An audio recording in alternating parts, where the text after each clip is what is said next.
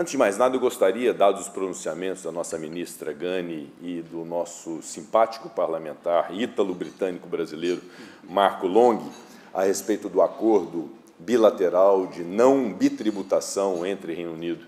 e o Brasil, dizer que tão logo se encaminha ao Congresso Nacional por parte do Executivo, nós cuidaremos com a ligeireza devida da apreciação desse acordo, que haverá de ser ratificado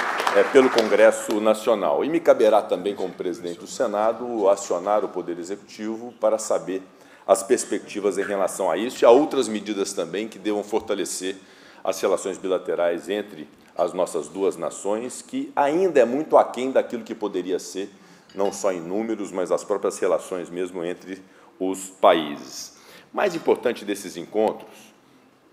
meu caro João Dória, a quem agradeço muito o convite para aqui estar, em nome do Senado e do Congresso Nacional, é transmitir aquilo que deve ser a base de uma relação entre países e entre nações, acerca do nosso país, o Brasil. Primeira coisa que eu gostaria de destacar é sobre o ambiente que temos para o fortalecimento dessas relações bilaterais. E o primeiro ponto que deve ser destacado, acerca da nossa democracia, por vezes atacada, recentemente com a perspectiva de alguma violação, mas a democracia do Brasil restou inabalada, forte como nunca, passível de se criar um ambiente propício para a nossa evolução, para o nosso desenvolvimento e para a melhoria das relações com diversos países do mundo. E, além da democracia forte e inabalada, o que nós estamos exercendo a cada dia, especialmente a partir deste novo governo, é uma relação amistosa, independente, porém harmônica, entre os poderes. O meu papel como chefe do Poder Legislativo brasileiro é de estabelecer, com o Poder Executivo e com o Poder Judiciário, e esperar a reciprocidade de um diálogo muito amistoso, muito ameno e em busca de convergências. Obviamente, com divergências que são próprias da democracia, mas divergências respeitosas, que busquem se ter uma solução para os muitos problemas que nós temos no Brasil e que pretendemos superar. E além da democracia forte, além da boa relação entre os poderes do Brasil, que nós estamos buscando exercer e que se revela, inclusive, com a viagem que recentemente fizemos em conjunto, eu, juntamente com o presidente Luiz Inácio Lula da Silva, para poder tratar a respeito de temas internacionais. Um terceiro ponto muito importante, que é a estabilidade institucional do Brasil. Temos no Brasil, e me dirijo modestamente aos britânicos,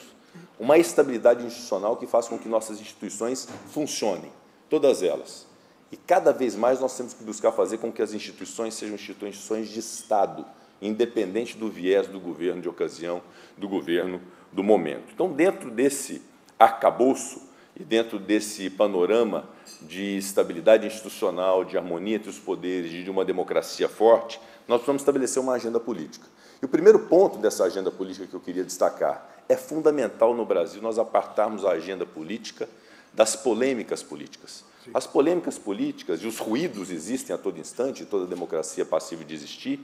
mas essas polêmicas políticas, que agora essa semana mesmo nós tivemos várias delas no Brasil, elas têm que estar numa prateleira diferente da agenda política que interessa à nação. Há um interesse comum que deve nortear os nossos caminhos, independente de ser esquerda ou de direita, independente de ser conservador ou não, independente de ser oposição ou situação. Uma agenda que interessa ao Brasil. O primeiro ponto que eu gostaria de destacar em relação a essa agenda, um passo dado nesta semana, que é o encaminhamento de um projeto de lei complementar pelo Executivo ao Congresso Nacional, recebido anteontem no Congresso Nacional, referente a um novo plano fiscal, uma substituição ao teto de gastos públicos, que, de fato, foi muito importante a partir do momento que foi instituído em 2016, e eu participei dessa votação, inclusive, quando era deputado federal. Nós estamos substituindo o teto de gastos por um novo arcabouço fiscal, que prevê, naturalmente, aquilo que é a expressão de um arcabouço fiscal, que é a responsabilidade fiscal. Então, essa segurança sobre os limites de gastos públicos, sobre a responsabilidade fiscal do Brasil, é muito importante que não se paire dúvidas em relação a isso. Nós temos esse compromisso de responsabilidade fiscal, apreciaremos o projeto de lei complementar com muita rapidez, tanto na Câmara quanto no Senado, e entregaremos muito em breve à sociedade brasileira um plano fiscal que foi, inclusive, muito elogiado por diversos setores da economia brasileira, porque é, de fato, uma expressão, repito, de responsabilidade fiscal. O segundo ponto que eu gostaria de destacar também, muito importante nesta agenda política, é o respeito ao passado, especialmente a um passado recente. Houve opções feitas pelo Parlamento brasileiro, Houve opções feitas pela política brasileira em relação a diversos temas. Votamos nos últimos anos uma reforma política, uma reforma da Previdência, uma reforma trabalhista, estabelecemos o limite de gastos públicos, votamos marco legal de saneamento, marco legal de falências e concordatas, marco legal de ferrovias, de cabotagem, um novo projeto do sistema cambial, diversos projetos de energia na área do gás. Essas opções legislativas devem ser respeitadas, até porque, ainda que não sejam ideais na cabeça de quem queira fazer críticas, e é natural que as receba, mas, ainda que não sejam marcos legislativos ideais, é muito melhor se ter estabilidade para a previsibilidade de investimentos, de saber que aquela é a regra do Brasil, concebida por uma política que foi responsável em fazer reformas ao longo dos últimos 6 anos. Então, esse respeito ao que foi feito é fundamental para transmitirmos aos países que pretendam ter relação com o Brasil que nós temos um ambiente minimamente seguro e previsível para os investimentos. Portanto, as modificações que nós temos que fazer daqui para frente é sempre olhando que no passado nós fizemos modificações que foram importantes, que devem ser respeitadas, eventualmente até aprimoradas, não há dúvida, mas o olhar para frente daquilo que a gente ainda não fez. E o que a gente ainda não fez foi a aprovação do plano fiscal, que faremos no decorrer de maio, e uma reforma tributária muito substancial, que já está sendo gestada no Congresso Nacional há algum tempo, ao longo de alguns anos, inclusive, e que eu considero que está num ponto maduro para uma definição, e daquilo que se exige na política, que é a arte de escolher, uma opção sobre um sistema tributário que seja menos nocivo, menos complexo do que o sistema tributário atual do Brasil. Então, o marco fiscal, juntamente com uma reforma tributária e o estabelecimento de fontes de arrecadação que sejam sustentáveis, que sejam razoáveis, é o caminho que nós temos para uma arrecadação que não seja nociva àquele que produz, ao mesmo tempo em que se tem uma despesa atrelada a essa arrecadação, que é justamente o cerne do plano fiscal. E há diversas fontes de arrecadação possíveis, sem que haja necessidade da criação de novos impostos, até porque nós não concebemos no Brasil a criação de novos impostos. Há o aumento da base de cálculo de fatos geradores, ou seja, fazer pagar imposto quem não paga, e o ministro da Fazenda, Fernando Haddad, tem dito isso com muita propriedade, ou seja, alcançar aqueles que, por elisão fiscal, por evasão fiscal ou até por sonegação fiscal, deixam de recolher tributos ao erário brasileiro. Há projetos de marcos legais importantes, inclusive a legalização de jogos de apostas esportivas, que também é um caminho que o Brasil está percorrendo, já aprovado na Câmara dos Deputados, que deve ser apreciado pelo Senado Federal, que pode ser um caminho também de uma arrecadação sustentável ao longo do tempo. Igualmente, apresentei recentemente uma ideia ao ministro da Fazenda que está em estudo a respeito de uma forma de repactuação de multas de agências reguladoras, de autarquias, que pode ser uma fonte de arrecadação muito interessante e uma solução, ao mesmo tempo, de conflitos dos mais diversos e infindáveis, ou seja, uma série de multas, de sanções estabelecidas por agências reguladoras que nunca são pagas, são eternamente discutidas no judiciário e administrativamente, que podem ser objeto de um grande plano, de um grande programa, como foi no passado o programa de repatriação, que eu acho que era muito importante também se fazer um novo programa no Brasil. Então, há diversas formas e fontes de arrecadação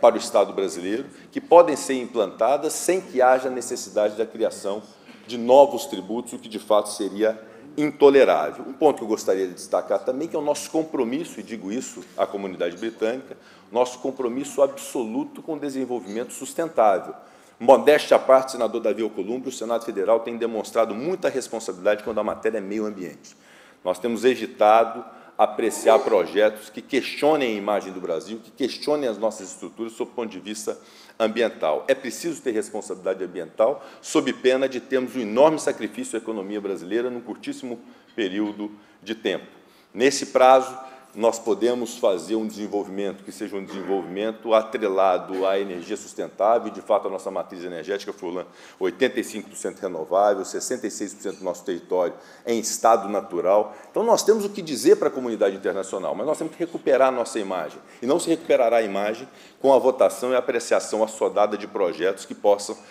sacrificar o meio ambiente do Brasil à custa do desenvolvimento econômico, que será irreal ou surreal se pensar que se possa ter um desenvolvimento econômico não atrelado ao respeito ao meio ambiente. Há um investimento em infraestrutura previsto para o Brasil, e que também é muito importante. Teremos recordes de safra e das nossas commodities nesse ano de 2023, mas, de fato, nós ainda carecemos de uma infraestrutura adequada para poder fazer o escoamento e poder fazer uma produção que seja efetiva no nosso país. E há já um orçamento previsto para isso. É muito importante que se estabeleçam os projetos nos ministérios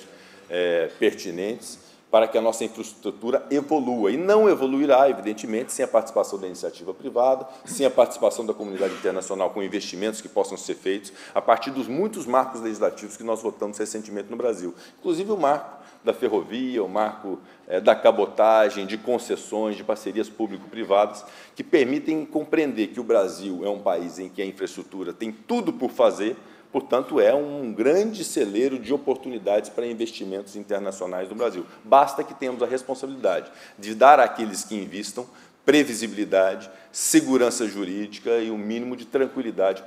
para poder operarem no nosso país. Esses investimentos externos são fundamentais, a realização de um encontro dessa natureza também é fundamental para que possamos transmitir aquilo que de bom o Brasil tem. E o Brasil tem muitas coisas boas que devem ser destacadas e há um enorme celeiro de oportunidades no Brasil que fazem com que esses investimentos possam ser aplicados no nosso país. E, para terminar, fiel ao tempo, pela recomendação do nosso querido Furlan, eu devo dizer que de tudo isso que nós estamos fazendo, de arcabouço fiscal, de perspectiva de reforma tributária, tem gerado bons frutos, tem gerado bom efeito. A inflação, meu caro Roberto Campos Neto, a inflação contida, inclusive com viés de queda, a nossa moeda estável, recentemente, na semana passada, tivemos, inclusive, abaixo dos R$ 5,00 o dólar. Agora, nós precisamos crescer o Brasil. E nós não conseguiremos crescer o Brasil com a taxa de juros a 13,75 ao mês. E é por isso que eu gostaria de instar a todos a uma reflexão. Nós temos um novo governo, o governo tem uma forma de pensar, uma forma de planejar o país. O Congresso Nacional tem as suas perspectivas e, evidentemente, também a sua percepção em relação à economia. Há divergências naturais entre executivo, entre legislativo, entre a sociedade, entre o meio empresarial. Mas, se há algo que nos une nesse momento, é a impressão, o desejo, a obstinação de reduzir taxa de juros no Brasil. Por isso, eu gostaria de pedir muito, é uma súplica do Senado, meu caro presidente do Banco Central do Brasil, Roberto Campos Neto. Vossa Excelência sabe que nós, do Senado Federal, sob a gestão de Davi Alcolumbre, aprovamos a autonomia do Banco Central, que foi fundamental e eu continuo a defender a autonomia do Banco Central, como defendi no Supremo Tribunal Federal, encaminhando já na presidência do Senado os memoriais a cada um dos ministros do Supremo para garantir a constitucionalidade do projeto de lei que é do Senado Federal de autonomia do Banco Central. Mas a perspectiva dessa autonomia que desejávamos e desejamos no Senado Federal é para que o Banco Central não fosse suscetível a interferências políticas indevidas nas suas mais inúmeras atribuições. Mas há um sentimento geral hoje, que obviamente depende de uma base empírica, de uma base técnica, mas também de uma sensibilidade política, que nós precisamos encontrar os caminhos para a redução imediata da taxa de juros no Brasil, sob pena de sacrificarmos todo esse trabalho que temos feito ao longo do tempo, de estabelecer todos esses marcos legislativos, todo esse ambiente de busca de segurança para investimentos no Brasil. E se esses ruídos, essas marolas que têm prejudicado a redução da taxa de juros, são problemas, nós temos que, então, atacar esse problema e permitir que haja um ambiente propício para a redução da taxa de juros. Ruído na política o Brasil sempre vai ter. Teve no governo anterior, e muitos, inclusive, naturalmente terá nesse governo, terá em futuros governos, mas mesmo sob um ambiente de ruídos, nós tivemos uma taxa de juros de 2% no passado. Então, é muito importante que nós nos juntemos de forma civilizada, de forma acordada, de forma equilibrada, mas que nos juntemos todos, e o Banco Central, naturalmente, sendo respeitado nas suas atribuições, na sua autonomia, mas que busquemos fazer uma redução imediata da taxa de juros. Esse é o desejo muito sincero do Senado Federal, é o desejo do Congresso Nacional de um modo geral, consonante com o que é o desejo da economia, do setor produtivo do Brasil, porque é isso, junto com o arcabouço fiscal que será aprovado, junto com a reforma tributária, essas fontes de arrecadação sustentáveis, fará com que o Brasil cresça e possa fazer aquilo, e agora terminando mesmo, Furlan, aquilo que todos nós desejamos, que é o fim último da política, que é tornar a vida das pessoas mais feliz. E como é que se torna a vida das pessoas mais feliz? É com o básico, meu caro João Dória. É dando comida para quem não tem, e há uma um objetivo muito evidente de todos nós, não é só do governo, não é só do presidente da República, é de todos nós, de erradicar a fome e a miséria no Brasil. Então, dar comida às pessoas, dar moradia às pessoas a partir de programas de habitação como Minha Casa, Minha Vida, dar um transporte de qualidade, uma saúde razoável e natural para todas as pessoas terem um mínimo de saúde, de atendimento em postos de saúde, e educação. Então, são coisas básicas, nós temos riquezas suficientes para isso, nós temos condições suficientes para isso. O Brasil é um país muito grande, muito rico, de muitas oportunidades, basta que apartemos a agenda política dessas polêmicas políticas e nos juntemos dentro de um propósito comum, com moeda estável, com inflação contida, com uma redução, obviamente, gradativa e responsável da taxa de juros e, naturalmente, o crescimento do Brasil para se gerar emprego e oportunidade a todos. Esse é o nosso desejo. Nós estamos absolutamente abertos e aptos ao diálogo no Congresso Nacional com a sociedade civil, com o setor empresarial, com as instituições de Estado e as instituições de governo, para esse bom propósito que seguramente nos fará ser um país grande, um país respeitado e fortalecendo as relações bilaterais e multilaterais. Será muito importante que isso aconteça no nosso país para bem do nosso povo. Então, agradecendo imensamente a oportunidade de aqui, dentro desse prazo, me expressar em nome dos meus colegas parlamentares, em nome do Senado Federal, quero dizer que, além de ter falado aqui, ficarei para poder ouvir a todos, para que possamos ter, no final, um extrato de soluções para o nosso país. Muito obrigado.